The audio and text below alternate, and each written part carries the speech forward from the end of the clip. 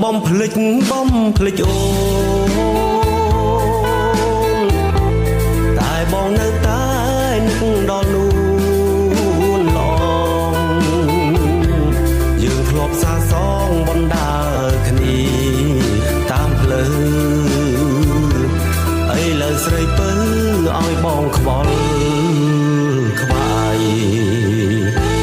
អនុស្សាវរីយ៍កាលយើងទាំងពីរយើងស្និទ្ធស្នេហាមិនឥតណាយស្នេហាយើងពិតឥតខ្លាញ់ខ្លាយព្រោះតែស្នេហ៍អូនសៅមងរាល់ថ្ងៃឲ្យបងរីងរៃខ្លាចស្នេហ៍បងប្រាស់